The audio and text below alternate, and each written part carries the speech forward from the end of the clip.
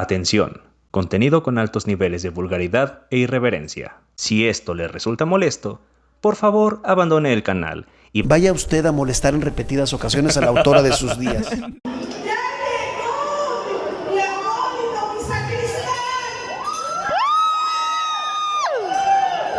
sacristán se está robando lágrimas. Amén. Hoy tengo uno de esos temas que pueden dejar helada a cualquier persona. Estoy hablando de un sacerdote que es cantautor, era un cantautor porque ya falleció. Se llama Cesario Gavarain. Señor, me has mirado a los ojos. Es parte de la cultura popular y se usa esta canción en muchos memes. Tiene de fondo cosas bastante oscuras también. Estamos hablando de una de las peores cosas que le puedes hacer a un ser humano, y es transgredir sus límites en cuanto al contacto físico. Y estamos hablando de menores de edad. No solamente estamos hablando de los actos de un sujeto aislado, estamos hablando de un encubrimiento de manera sistemática por parte de una organización tan poderosa como es la Iglesia Católica. La investigación que hizo el diario El País. Me tomé la libertad de buscar aquí la página en internet para que la puedan ver junto conmigo. Este es el compositor, Cesario Gavarain. Esta es una foto bastante antigua. Y comenzamos la lectura de esta investigación. Nuevas víctimas del cura Cesario Gavarain, estrella de la música para misa, denuncian que abusó de menores durante 20 años. 20 años. Las acusaciones del sacerdote se remontan ahora a 1959 y un testigo afirma que la Arquidiócesis de Madrid ya lo encubrió a comienzos de los años 70. En 2001, un cómic relató sus prácticas en la revista El Víbora. Voy a tratar de censurarme algunas palabras porque luego las plataformas son un tanto sensibles, pero espero darme a entender correctamente. Esta investigación, por cierto, la pueden encontrar en la página de El País. Busquen Cesario Gavarain, El País, en Google y así lo pueden encontrar. Estamos hablando de las acusaciones que se hicieron contra este sacerdote Cesario Gavarain, prelado personal de Juan Pablo II, su santidad el Papa Viajero, y conocido por ser el compositor de canciones de misa tan famosas como Pescador de Hombres o Juntos como Hermanos. Pescador de Hombres es la canción que al principio les estuve entonando.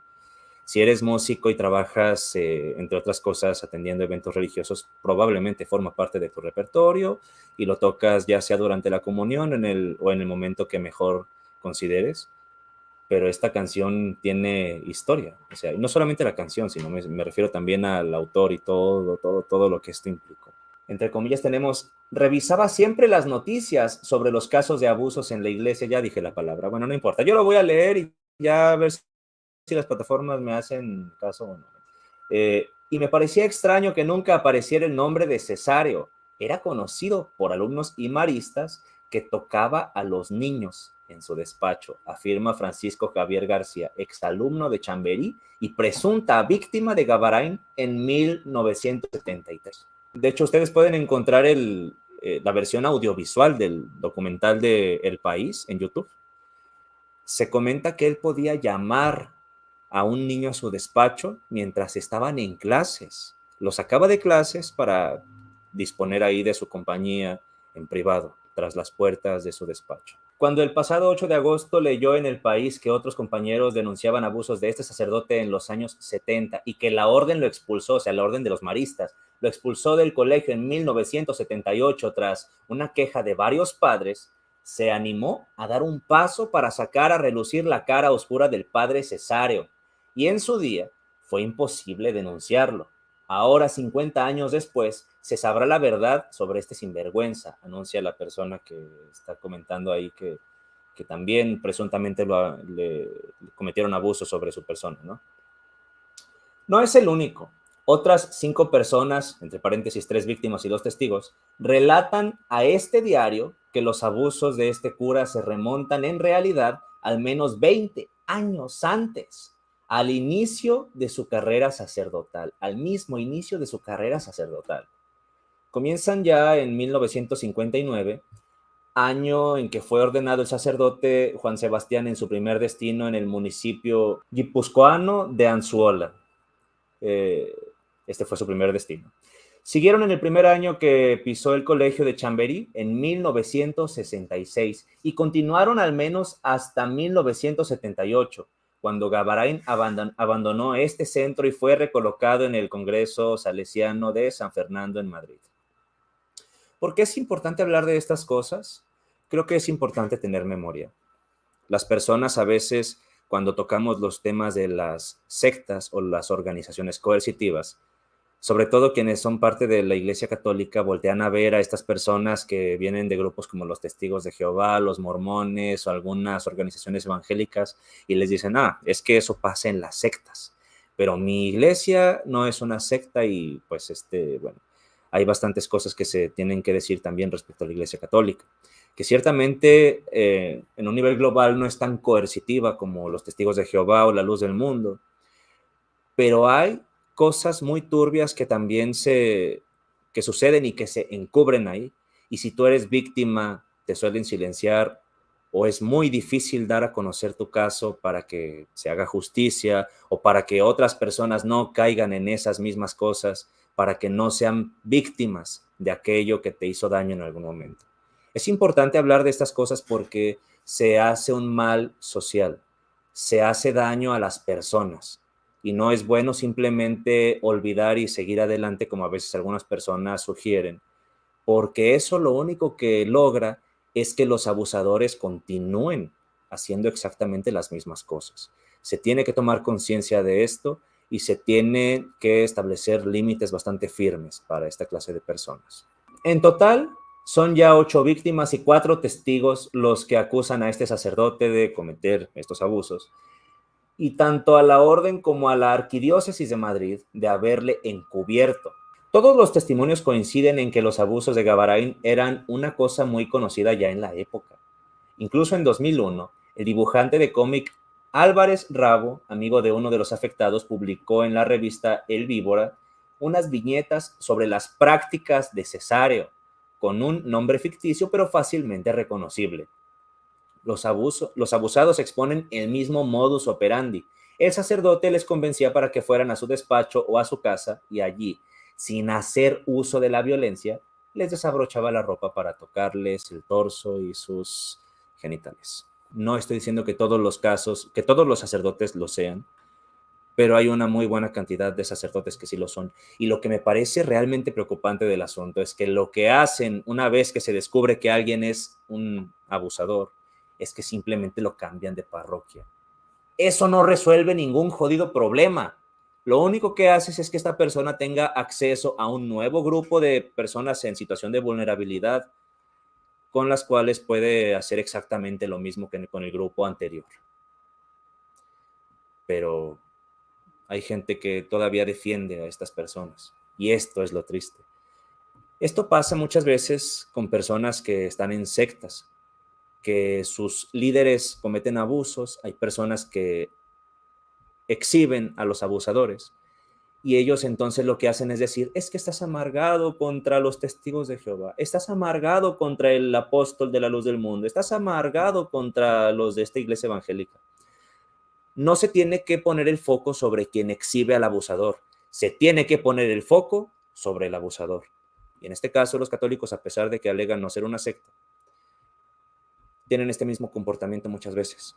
Cuando he hablado de este caso o de algunos otros de sacerdotes que transgreden estos límites con personas vulnerables, en este caso con las infancias, se vienen a decir que por favor ya no esté tratando de atacar a la iglesia de Cristo. ¿Qué es el síndrome de Estocolmo? Es cuando te enamoras de tu secuestrador o de tu abusador. Es algo muy similar lo que parece suceder en estos casos de personas que vienen a defender a las organizaciones que están encubriendo esta clase de actos. Es exactamente la misma reacción que se tiene con el testigo de Jehová cuando se habla de los casos de Australia, la misma reacción que se tiene con la persona de la luz del mundo o los lucecitos, como les llaman también, cuando hablas de Naasón Joaquín. O lo mismo que sucede cuando una persona de casa de oración viene a defender a Vicky de Olivares cuando se dice que vende dióxido de cloro y que el dióxido de cloro es peligroso. Bueno, es lo mismo que sucede cuando hay personas católicas que vienen a defender al catolicismo cuando se habla de los encubrimientos de esta clase de actos. Y ese es el verdadero problema. Obviamente es un problema que haya sacerdotes que cometan abusos. Se entiende que no todo sacerdote comete abusos, pero el problema está en que las altas jerarquías sistemáticamente los defienden. Y esto es algo que creo que debería cambiar. Pero no puede cambiar si primero las personas que están en sus filas, en la parte de hasta abajo de la pirámide, no se dan cuenta. Entonces tenemos que hablar y tenemos que dar difusión a estas cosas. Tiene que haber divulgación de esta clase de sucesos. Las nuevas acusaciones se remontan a 1959, el mismo año en el que Gabraín fue ordenado sacerdote y destinado como capellán en la escuela y convento marista de Anzuola, pueblo guipuzcoano de 2,000 habitantes. Estamos hablando de cuando fue ordenado. O sea, este cabrón ya desde aquel entonces empezaba con sus cosas. Iñaki Badiola, de 78 años, denuncia que Gabraín tocaba constantemente a los niños que iban a misa o hacían deporte con él. Es que mira, cuando tú estás conviviendo en una comunidad, no solamente tienes contacto con las personas durante el servicio religioso, también en este caso cuando hacían deporte. Y es que, de hecho, el otro día conté un caso también de una chica con la que antes salía, que a ella le tocó ver que un sacerdote de una manera muy sospechosa metió a unos niños a un cuarto, pero a ella le dio mucho miedo y no dijo nada en ese momento. O a otra chica con la que a veces trabajo también en esto de que andamos ahí en la música, bueno, es una cantante, a la que también un sacerdote le tocaba las piernas. Es que no son casos aislados. El tema es que a pesar de que no todos los sacerdotes son abusadores, hay suficientes como para que en el círculo de personas con quienes tú convives en el diario haya quien te pueda contar una historia así. Y esto no puede quedarse como está. Se tiene que visibilizar, se tiene que hablar al respecto. Y en este caso tenemos que él, desde que fue ordenado, hacía esa clase de cosas. Dice aquí: montó un equipo y nos tocaba. Era evidente que todo el mundo lo sabía. Y es que es el pedo, se vuelve el elefante, un elefante enorme que tienes en una habitación. Todo el mundo lo ve, pero nadie habla de él. Esto es lo que sucede. Era evidente que todo el mundo lo sabía. Muchas veces nos invitaba a su casa a comer galletas y ahí nos metía la mano a todos de tal. Badiola comenta que desde hace años ha advertido a sus vecinos y al ayuntamiento de la localidad para que eviten hacer homenajes a este sacerdote. O sea, son personas que no se quedaron calladas. Pero a veces también, fíjense, estoy pensando en esto.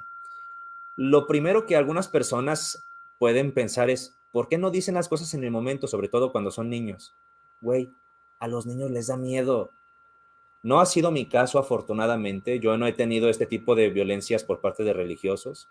He sido víctima de otras cosas, pero no de toques inapropiados, ni mucho menos. Sin embargo, a las personas que conozco que sí han pasado por esta clase de cosas, me cuentan sus procesos y es que es una especie de miedo que les da, una negación en la que entran las personas porque no dan crédito de que en verdad esté pasando eso. No pueden creer que en realidad esto esté sucediendo. Y si le dicen a alguien, el miedo que tienen es que, pues, güey, nadie me va a creer, me van a mandar a la verga. ¿Cómo va a ser mi palabra contra la de un sacerdote? Pues obviamente le van a creer al sacerdote. O de la del pastor de la iglesia también, porque como les dije, los protestantes no se salvan. Pero el tema aquí es que los católicos tienen entre sus filas pues muchos casos de estos, al punto en el que ya se volvió un estereotipo. Incluso sacerdotes que a lo mejor no son abusadores se ponen la sotana y la gente ya les pone el apelativo con la V. Y es que desgraciadamente esto no es un estereotipo que se haya formado de manera gratuita. Sí está basado en hechos, como dice Rick, en Rick y Morty. Hay estereotipos basados en hechos. Y este lamentablemente es uno de esos estereotipos. Un año anunciaron en el pueblo que iban a escribir un libro sobre él, dice la presunta víctima. Yo les envié una carta certificada para contarles que este tipo era la palabra P, ya saben ustedes qué. Nadie me contestó, pero todo el mundo allí lo sabe. El elefante en la habitación. Esta persona asegura que todo el mundo ahí lo sabe. En Anzuola estuvo hasta 1964, momento en el que fue trasladado como capellán a la residencia de mayores Zórroga, esto en San Sebastián. Allí pasó 2 años antes de arribar en Madrid. José Luis Álvarez, exalumno de Chamberí, relata que Gavarain comenzó a transgredir los límites de los menores desde el primer momento que puso un pie en el colegio en 1966. Cesario, cuenta esta persona, lo llevaba a su despacho cuando tenía 12 años y le entregaba libros de temática, ya saben ustedes, de la S, para que los leyese. Cuando volvía, me abrazaba e introducía su mano por la cinturilla del pantalón para tocarme con sus manos, tanto por delante como por detrás. Y miren ustedes, que si hay gente que se oponga a la comunidad LGBT, son precisamente personas religiosas. Observen aquí esto. Observen la contradicción. Observen la manera en la que se escupe hacia el cielo, pero por la acción de la gravedad, el escupitajo les explota en la cara. Una vez me llamó estando en clase y aún recuerdo que al salir del aula, el hermano Julio, que nos estaba dando clase, me miró con cara de saber lo que me iba a pasar.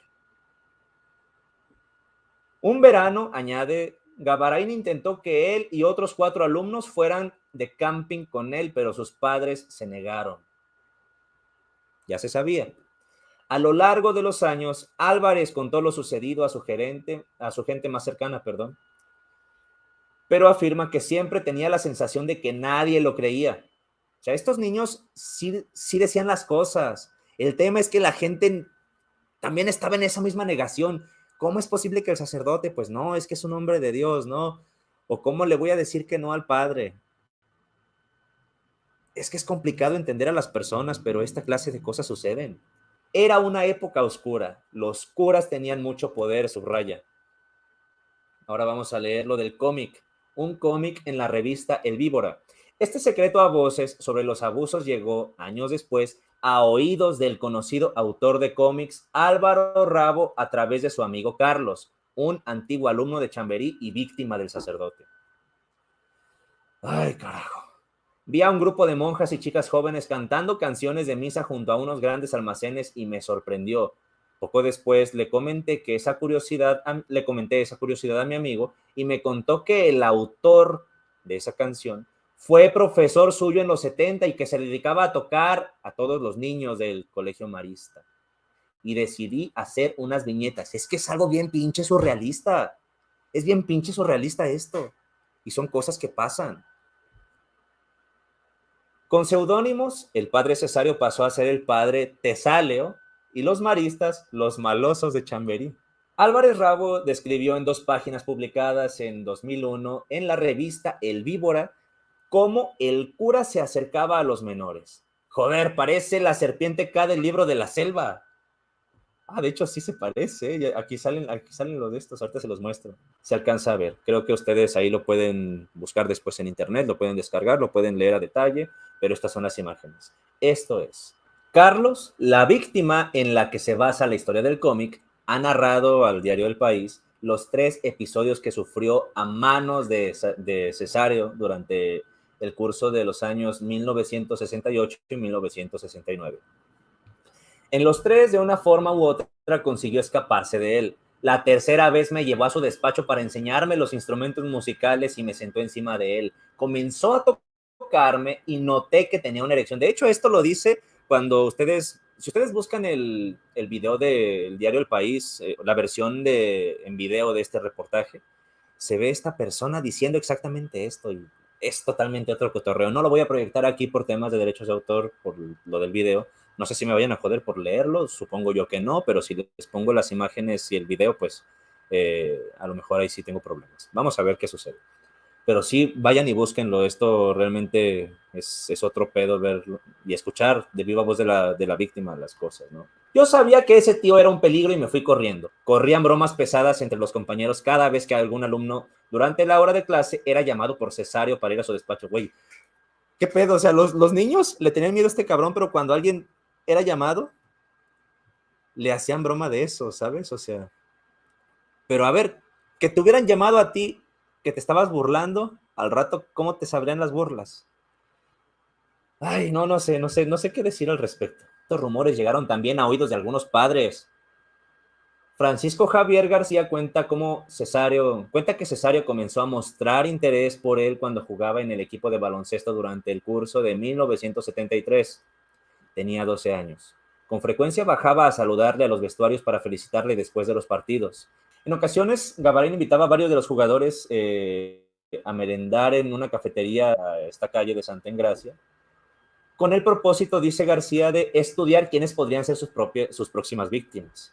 Ok, tenía su modus operandi, obviamente, este señor. Por cierto, hace rato hice el comentario de la contradicción de la comunidad LGBT y tengo que hacer esta otra precisión también, ¿no? No es malo que las personas, por ejemplo, en este caso, un hombre sienta atracción por otro hombre. La cuestión aquí es la dinámica de poder, la forma tan asimétrica en la que se relaciona, ¿no? Porque un niño es una persona en un estado total de vulnerabilidad y tú, abusando de tu poder, estás haciéndole un daño. Si la persona ya es lo suficientemente grande como para poder consentir, no hay pedo.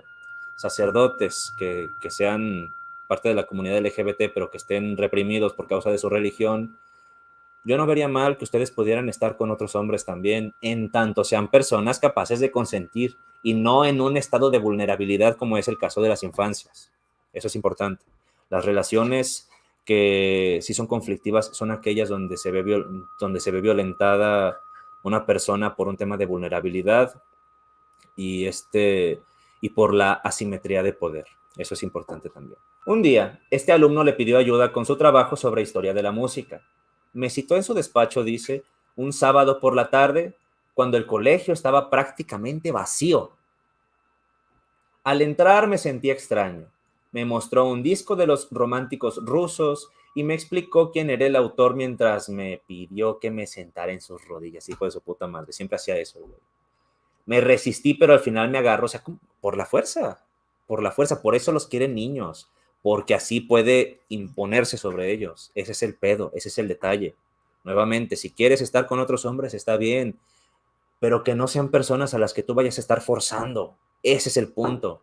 Esta gente no entiende el consentimiento. Y pues, ¿cómo te va a consentir un niño? O sea, no mames.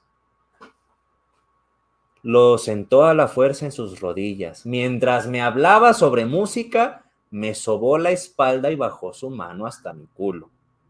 Con la otra mano me desabrochó el pantalón y me lo bajó. Esto es lo que narra esta víctima.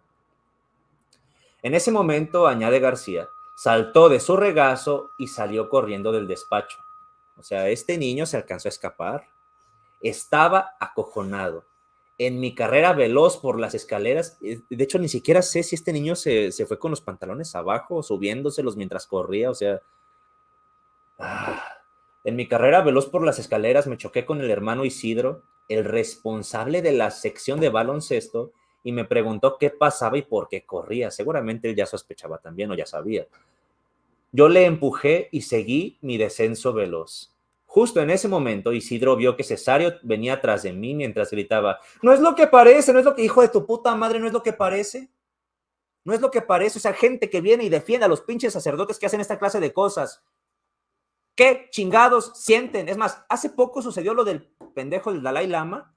Cómo hubo gente ofendida porque les dije que ojalá sintieran eso mismo cuando ven que esas cosas pasan con los que usan sotana.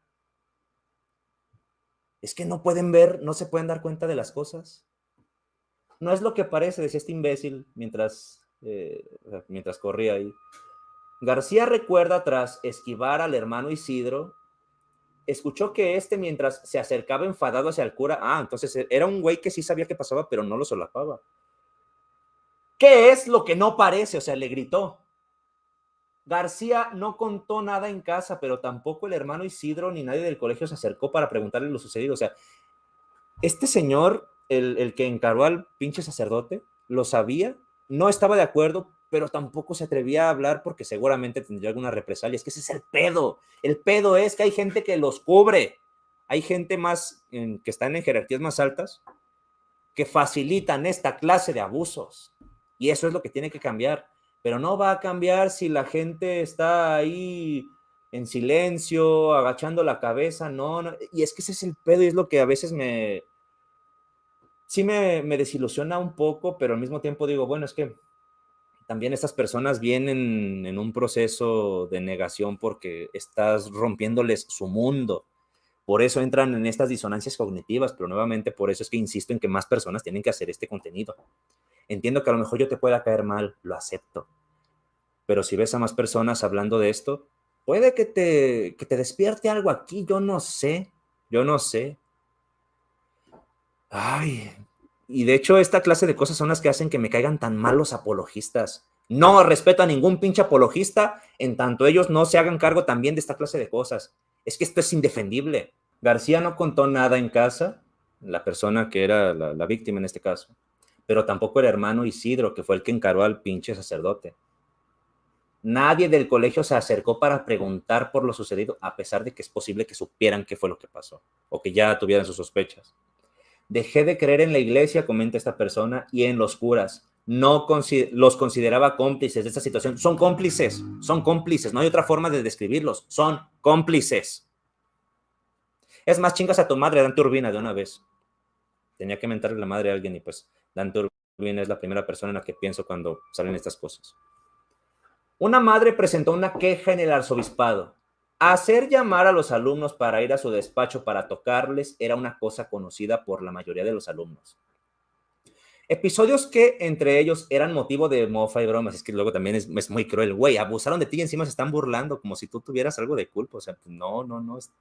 Afortunadamente, en mi caso no me pasó eso, pero digo, no lo veo como algo afortunado porque sería como decir, qué bueno que a mí no, pero a ti sí, ¿no? No. Esto es algo lamentable de todas formas, o sea, que a otras personas les suceda. Pero en mi caso, pues no pasé por algo así. Sin embargo, güey, soy humano, soy capaz de también ponerme en la situación de otra persona, al menos hago un esfuerzo para abstraerme en ese sentido y tratar de entender, aunque sea un poquito, de qué es lo que se siente pasar por esta clase de chingadera, ¿saben?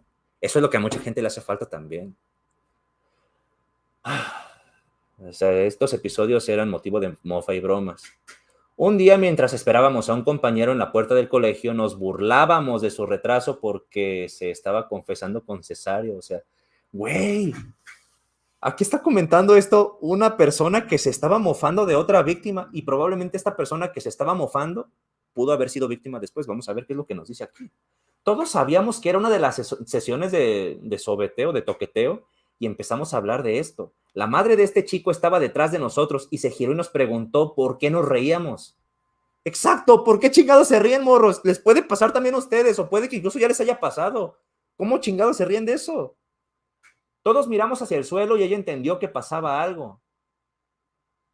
Es que mira, es complicado porque los niños que se están burlando no son así como que del todo culpables tampoco, porque ellos también son víctimas de estas violencias. Es que es complicado verlo ya desde este punto. Sigue siendo algo bastante indignante, sobre todo, obviamente, por parte del pinche abusador, porque la culpa es del abusador, no de los abusados. Pero se vuelve cada vez más feo y en este caso hay un tema de revictimización cuando se están burlando entre ellos, o sea, siendo que todos probablemente ahí sean blancos o sean posibles blancos de esta clase de agresiones. Todos miramos hacia el suelo y ella entendió que pasaba algo. Subió al despacho de Cesario y le pilló en la... ¡Hija! ¡A la verga!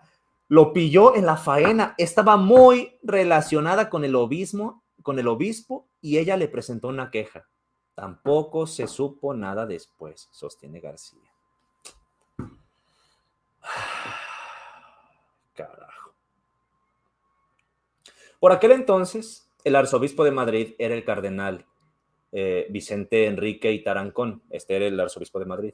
Presidente también de la Conferencia Episcopal Española.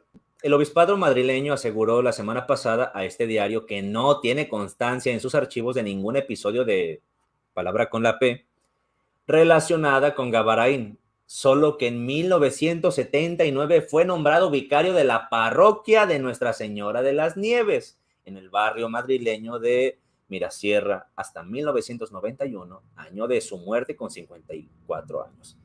No obstante, la diócesis sostiene que será firme en abrir una investigación si le llega una denuncia.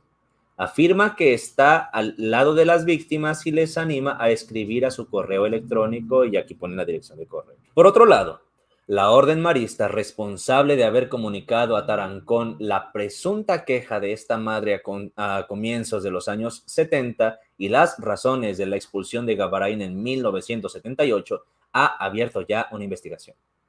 Aquí tenemos la cara nuevamente de este señor. Estas acusaciones han caído como un jarro de agua fría para miles de creyentes en muchos países del mundo católico. Y obviamente muchas de estas personas entran en el tema de la disonancia cognitiva, dicen, no es cierto, me tapo los ojitos y no quiero ver. Pero señores, gente, estas cosas suceden.